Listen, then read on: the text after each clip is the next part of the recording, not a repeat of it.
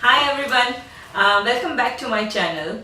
From this video onwards, we are going to have tech career series basically where we are going to talk about all the um, all the job roles that are in the tech industry related to the project, like for example project manager, tester, developer, etc. So we are just going to start with today with project manager and producer roles, and we are just going to ask them few questions regarding what the role means, what they do in day-to-day life, etc., and just have a bit of idea that whether that is a tech career option you want to opt for in your life. So yeah, meet my friends Natalie and Jess. Natalie is a project manager and Jess is a producer, and we are going to have a few questions for both of them to just have an idea of what their roles are generally. So let's start it. Okay, Natalie, let's start with you first. Just introduce yourself, what's your background, what you do, and just in general. Okay, in general, I live in Melbourne now. Previously, I was born in England, and when I was 10, I moved to New Zealand, and now I live here, a bit of a citizen of the world. I started, I didn't really know what I wanted to do with my life. I got in a lot of trouble, and I didn't work in hospitality for a long time. And then when I was about 26, I decided to get my life together. Did a bit of study. I worked as a personal trainer. I studied sports science. But I did really well at it, and I also hurt my back really badly, so I was out of action for a while and decided to do a business degree at the same time, did a conjoint and studied. So I graduated with a Bachelor of Sports Science and also a Bachelor of Business and Marketing, and then got caught up in sports marketing for ages, and I just love the digital element of it. I love live tracking results and all the analytics around it and fan engagement, and just ended up in digital. Oh, that's cool. I didn't Bit of a crazy ride. Yeah. You're like a roller coaster. Yeah. I've done a little bit of everything. That's cool. So, Jess, same question to you now. Well, I guess I'm kind of Melbourne through and through. Grew up in Melbourne, still live in Melbourne, went to school in Melbourne. Have travelled, but no, I definitely like calling Melbourne my home. I guess I studied after year 12. I finished up my high school and went to university where I studied media and communications. I feel like that degree is the degree that all the kids that didn't know what they wanted to do did. So I think at the start of it, I was like, yeah, I want to be a radio journalist. That was my dream for ages. And then I studied journalism and was like, no, this isn't for me. Don't really want to do that. So then I thought that I wanted to get into PR. What's PR? PR, public relations. Oh, yeah. Yeah. So similar to kind of journalism, still ties into our industry quite a lot, and I work a lot with PR agencies in my role as a producer. But I guess I sort of fell into this role massively. I was working in retail full time while I was trying to find a job after school and having travelled and come back with no money. And I made friends with a lady that used to come into my store. Okay. And she said to me, you know what, you'd be really good at advertising. I know you're looking for a job. You should call my friend Lou. And I was like, oh, okay. Hadn't really thought of advertising before, but sure, I'll give it a crack. Oh, yeah. And the next week I had a job. Ooh. So I think we all fall into advertising by accident. And now I'm here. Yeah, I actually started off in account management though, so I did that for about 4 or so years, and then when I came to Isobar, I actually started as a producer. Oh, okay. And at Isobar, like the producer role is quite different from what a producer might be, say, in the film and television industry or another industry. Sometimes a producer is a project manager, what Nat does. Yeah. But at Isobar, it is quite different from Nat. Nat and I do very different things, but we're still part of the delivery team, but they are quite different roles. But I started as a producer because there was quite an overlap in terms of needing account service type background and working with external suppliers and working with tech teams and oh, okay. yeah, very broad. But yeah, that's that's how cool. I'm here, really. That's lovely to know about both of yours background. So my next question is, what is involved in your job in a day-to-day life? Like, what does a producer do generally in the project? What is his role? So I guess the producer's role is kind of like Nat's in that we're in charge of managing the delivery of, you know, the end-to-end product. Where my role differs from Nat's is that I work predominantly across campaign work, and particularly a lot of video production and any above the line campaigns that might involve cross-disciplinary like actions. So for instance, we might work with PR agencies, public relations agencies, media agencies, third-party suppliers like video production houses, any other studios, talent, as well as managing the client and any other project stakeholder. So there's a lot of third-party wrangling, I guess, and stakeholder management. So that's kind of my day-to-day. So just if you guys don't know, coding and programming related projects are not just the projects you see on websites or on the mobile apps. It can be something where you are creating a VR experience or augmented reality experience, and that is also developed by a developer that also has a full project management team which works on it to make it work, right? So the producer's role comes more towards that side where we are going to capture all these things as well as give an experience to users generally. Whereas project manager is a little bit different. If I'm not, did I say that?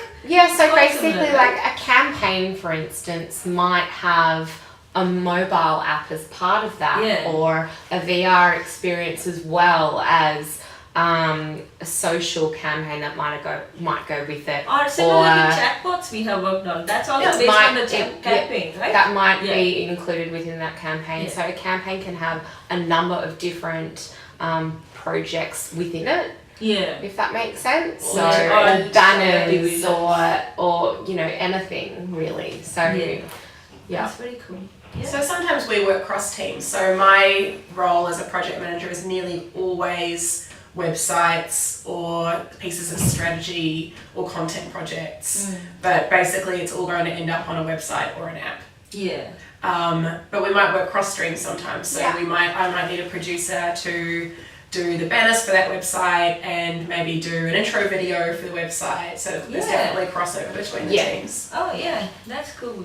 And not to say, like, a lot of the time, sometimes, you know, we might get a project manager to help run the app side of things as an example, or if our team don't have enough capacity at one stage, we might get Nat's definitely capable of doing what a producer is doing, and we're able to pick up some of the projects that Nat might be doing. It's just that I guess at times producers tend to have more of a specialty and perhaps more experience in dealing with more third parties or other agencies and stuff like that. Cool. Whereas the third parties I deal with are nearly always development companies, testing company, people who outsource testing sometimes if we don't have that in-house for whatever reason, hosting companies. Then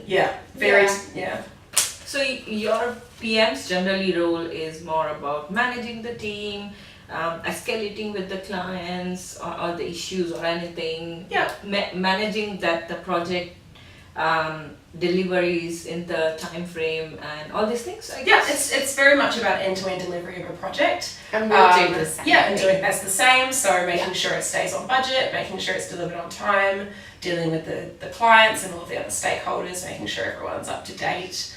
I tend to have pretty large teams. So I've got designers, UXers, front-end developers, back-end developers, QAs. So I've got a big team. I think there's about 26 people on my team at the moment that I look after.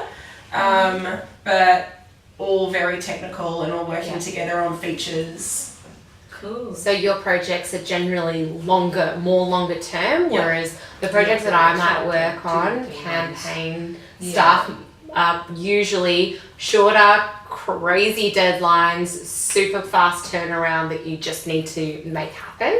So yeah. Whereas mine, I just finished one that's been going for 18 months. See, I think I'm more suited to a producer role though, because my attention span, I don't think I could concentrate on the same thing for 18 months. Like my attention span goes too quickly. So I love really high stress, high paced type campaign jobs that you can just like turn around super quickly and be like, oh my God, how did I just get that done? So your challenge might be hitting a crazy deadline, whereas some of my biggest challenges are how do I keep my team motivated? How do I keep it fun when you've been working on the same thing for so long? Yeah. And it seems like the deadline's never coming. Yeah. So definitely different It's like challenges. So different challenges. Yeah. And how much? Just before a while, you just said that you have to deal with UX and blah blah blah. Same with you, videographers and developers and other different areas. So how much do you guys have to be like across technology, for example? Like how much do you have to be up to date with the at least some knowledge of, like you have worked on the projects which were like we developed chatbots for it, right? And AR for it and AR experience and stuff. So you have to be up to date with like the in general knowledge of tech. I feel like at Isobar in particular, it's actually really easy to stay ahead on top of all of those trends and those new emerging technologies because we live and breathe it. So I never feel like I'm ever behind or that it's hard to keep on top of that. So I feel like we are in a really great and lucky workplace that facilitate that sort of constant learning. Especially lunch and learns, right? It's much different in smaller agencies where you it's up to you to self-learn and make sure that you're keeping up to date. What about you? What about how do you keep up to date with all this? I think I always refer to myself as jack of all trades, master of none. So I know a little bit about a lot. I'm sure you're a master of project management. That's why you're a project manager. But I know a little bit about a lot of platforms. I know enough. I could do basic anything, but none of it amazingly. So I know what good UX is. I know what good design is. I know how to put together a basic website. I can talk to a hosting company about a server setup. But I couldn't master any of them. You know? I think we've got so many masters within our teams as well. Like we work with such incredibly talented and smart people that it makes our job a lot easier. When you work with perhaps a more junior team at times, sometimes you'll find that you need to maybe upskill in certain areas or exercise more expertise in a particular thing. But when you're working with a really senior team, they're teaching you everything. And at the end of the day, we're here facilitating a project with a project team. So it makes it super easy, I think.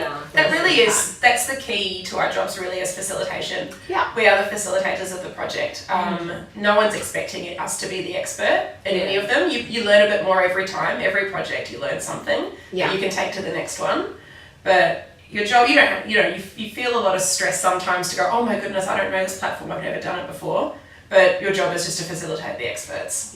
But also we have the people to go, when you don't know much about a particular platform, we have, a tech lead to go and ask those questions who can then upskill you just like that. So exactly. Even in mobile team as well over here, I belong to the mobile team. We have a process where we have weekly team meetings and we talk about chatbots and VR and all the tools that are coming out and all these things and machine learning and everything. So even us are not like very up to date with the technology unless we talk about all these things and share the knowledge. Yeah. And I think so that's very key important part of any company, that they have to share this knowledge. Absolutely. Yeah. And I think we do that really well. Yeah, Really that's true. well, yeah. Okay, so my next question for both of these guys is, what is the most challenging thing you face in your role? So go with that first. Okay, so the most exciting and the most challenging thing about my role is bridging the gap between the client and the stakeholders and the team. Yes. So I'm always like the piggy in the middle.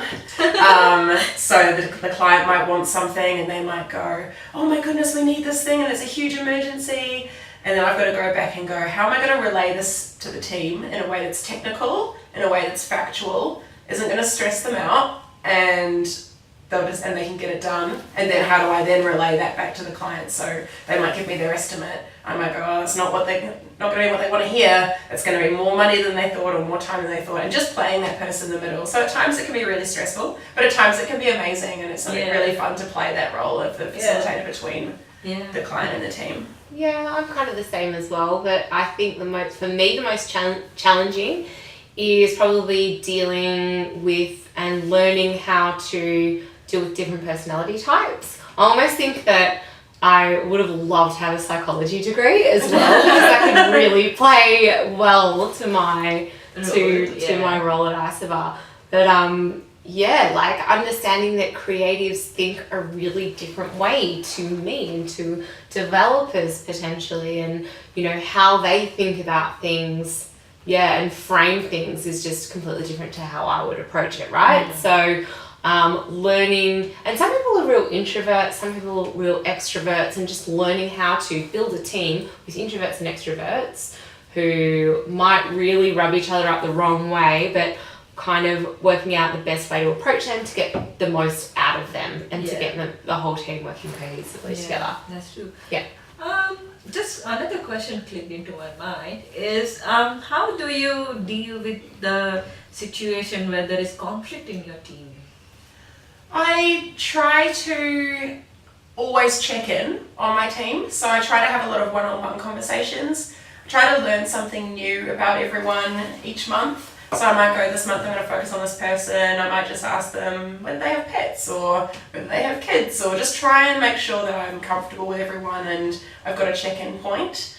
If the team aren't happy, then sometimes you just need to raise morale, and there are different ways that you can do that. It might be having a retro activity. You might have just finished a piece of work and you bring everyone together and check in on everyone and make sure everyone's functioning well.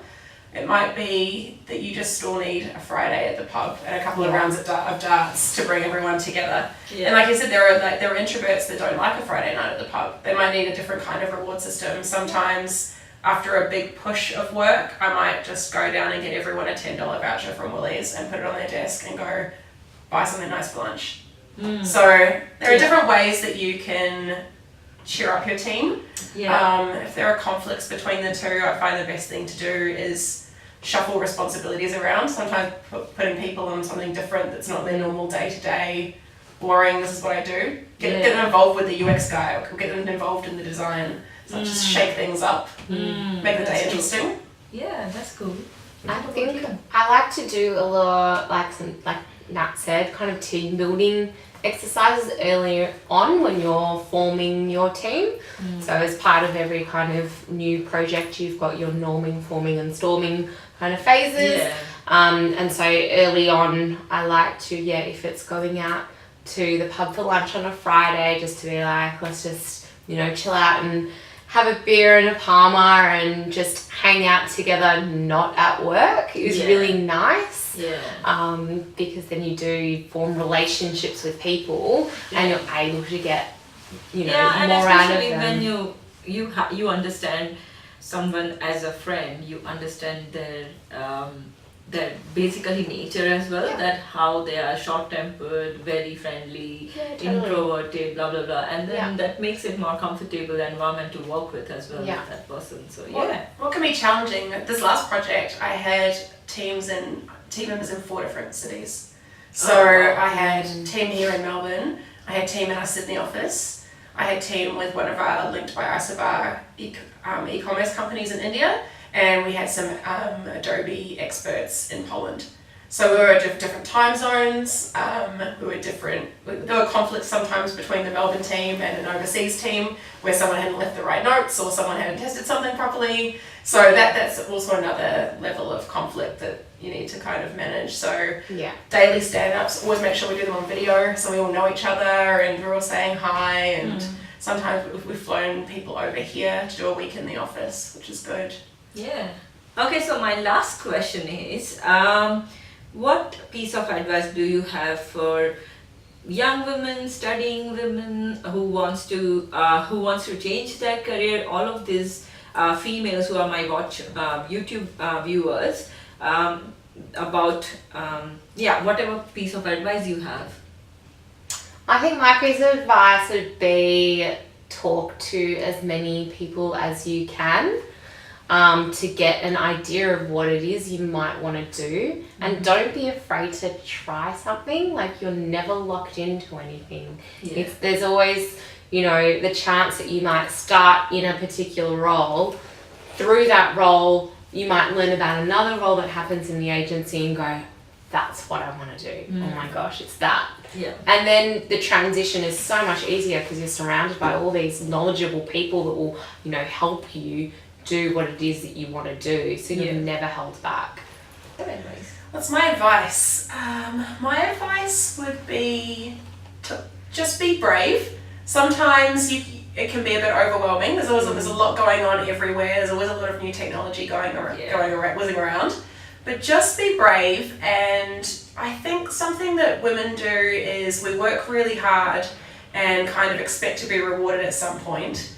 But I think rather than expecting it, ask for it. I think you don't get what you don't negotiate for. Yeah, totally true. I have asked those quite a few times now. Yeah. Everywhere, and it just always works because sometimes they just don't realize that you want to grow in this particular area or you want to do something about this thing, and when you say it out loud, they have it in their mind and they just come up and tell you. So that's absolutely. That's Everything awesome. good that's happened to me is because I've asked for it. Exactly, same with me. Chase your own goals. Yeah. You're the master. Awesome.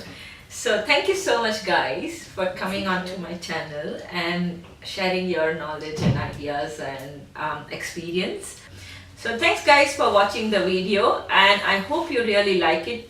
Please subscribe to my channel to see more videos related to career and tech industry and etc. So please keep on watching my videos, subscribe to my channel, thumbs up to this video if you like this sort of videos, and I'll see you around next time. Bye.